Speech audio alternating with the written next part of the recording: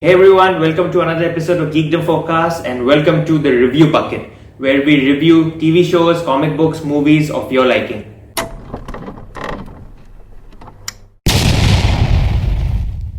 Today we'll be talking about Amazon Prime's The Boys Season 2, and it recently finished, I believe, in 9th of this month, and it was full of twists and turns, and I'm so super excited to review this one for you guys. Before we start off, I would like to talk about The Boys, the comic book. The Boys is by Garth Ennis and Derek Robertson. It was originally published by Wildstorm, another offshoot of DC Comics, which eventually went on to Dynamite Entertainment.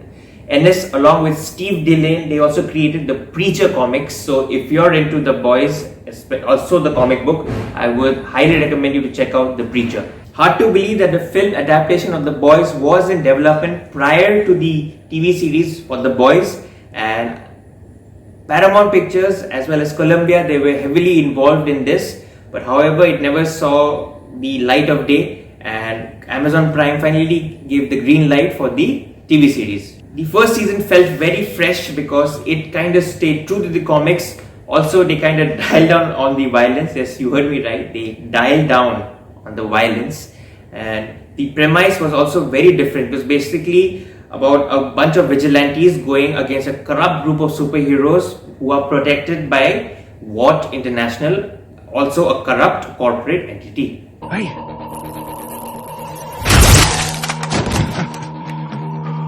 Holy fuck! That was diabolical! Story for season 2 picks up exactly from where season 1 left off. That is when Butcher finds out that his wife is still alive. And when it comes to the pacing, it's fantastic. It has fantastic pacing and you will never get bored. It's very meticulous, very precise, and one of the reasons why I personally didn't feel bored is because after the first 3 episodes, Amazon Prime, they kind of released every episode in every ensuing week. The first 3 episodes were released, and then after that, every week, every Friday, you had one episode. Now I understand why they kind of did that, because the themes and everything about this series, it's very heavy. So you can't just binge away, you just need time to digest the content. The socio-political commentary on this show is just bang on perfect. At times when you watch the show and if you see some kind of character development and they suddenly throw you with a truth bomb, you're like, oh shit.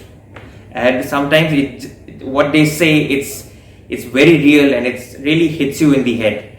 Also, like I've already said, this show is basically, it's a satire of what goes on in corporate America, how things, everything is mass produced, everything is profit driven, everything is pristine and well presented, like a big Christmas gift with a big bow on top, but behind the scenes you see the rot of corporate and capitalist America. There's this one point in the series where we come to know, spoiler alert by the way, a lot of spoilers, that superheroes are in fact created, right? They are created, and WAT quickly turns that into its own favor. Now, for those of you who haven't watched this show, WAT is basically the corporate entity which manages this entire superhero team, and because of that, these guys, there are a ton of times where these guys have messed up really bad. I'm talking about the infamous aeroplane scene, and very quickly WAT really covers it up. So it's kind of like what happens in real life America, where everything is so perfect, but behind the scenes it's all just messed up. Also, most of these corporates have much of like a flavor of the week approach in regards to their social message, where they are like, okay, at this point we'll talk about this, and then so that we can impress or get that audience, or next week they are like, okay, we're going to talk about this social message so that we can attract that audience. So that is also brilliantly captured in the series. As far as world building is concerned, we get to learn a lot about WAT, and its origins are deeply rooted in Nazi Germany. And I'm just going to leave it there. I'm not going to spoil any further. First of all, the acting is freaking amazing, and every character, even the boys, the 7, all those corrupt lots, they do a fantastic job. When it comes to Homelander, I'm sure people can write an entire video essay on Homelander. He's played by Anthony Starr, and he is a corrupt mix of Captain America and Superman. He's basically a big bully, a misanthrope, a bigot with a lot of issues. And by a lot of issues, I mean he has an Oedipus complex and he is hyper violent. He's a sociopath. He's egomaniacal. He's basically an evil Superman, something like Ultraman from the Crime Syndicate. And basically this guy is, since he unlike Superman where he was born and brought up by the Kent family, this guy was raised in a laboratory, so he never really had any kind of emotional attachment to anything, and at the end of the day he just wants people to love him just the way he sees fit. And also that last scene of Homelander on the rooftop, I'm not gonna say anything, but that's how Homelander really is. That's how he sees the world.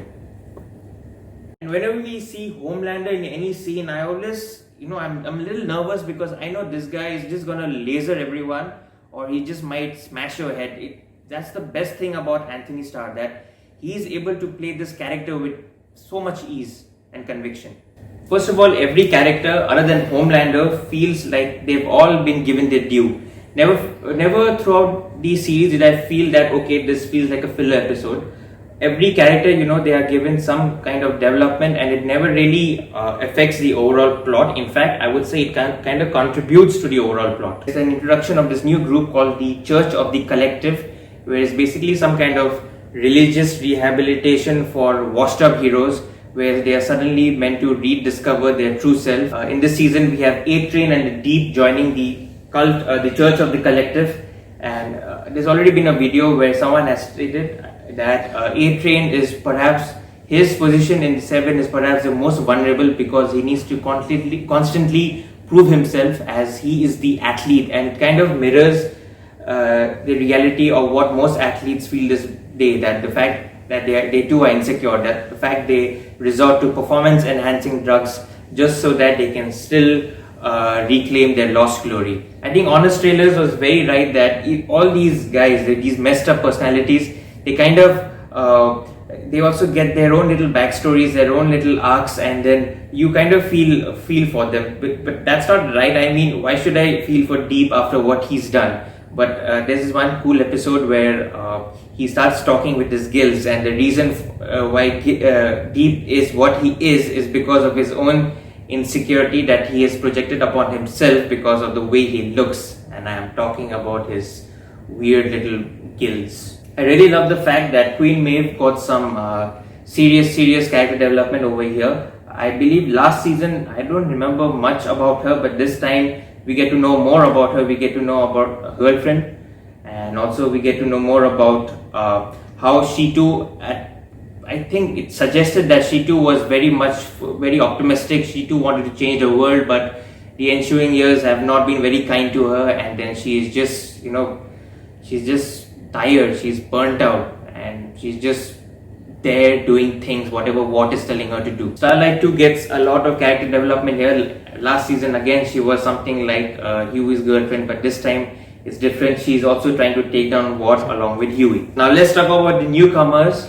Stormfront, played by Aya Cash. And Stormfront in recent memory has got to be one of the most vilified and despised characters in all of TV history.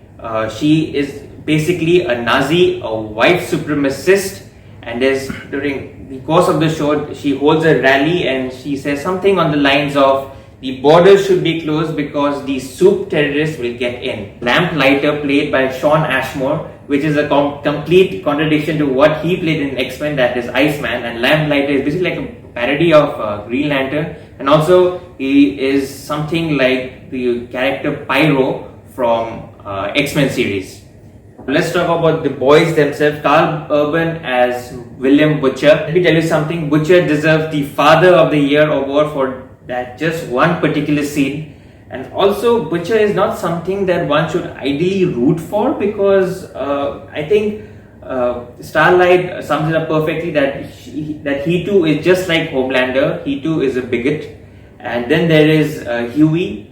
Many people say that Huey is very bland. I would argue that he's not bland, he is very much like us. Himiko got a lot of character development because and plus the actress has also done a fantastic job, because she doesn't really have much of a dialogue. She doesn't have any dialogue at all, but whatever she does, it's really convincing and it's really to the point. Then there's Mother's Milk, and then there's Frenchie. I wish Mother's Milk had a little bit more of some of his own little storyline, but I'm happy with what he has. When it comes to the violence, if you thought season 1 was the pinnacle of violence, you should watch season 2, because in season 2 you have exploding heads, boat being rammed through a whale, and of course that scene with MM. This show is a perfect amalgam of gore, black comedy and satire, and it really works in this day and age because DC and Marvel are not doing something which is so profound or impactful as what The Boys is doing.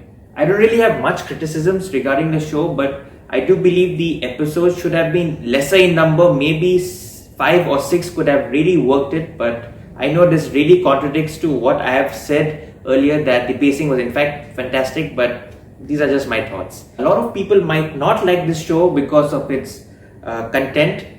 It could be the violence, it could be the satire, the social commentary, but basically it all comes with this. Art is an imitation of life.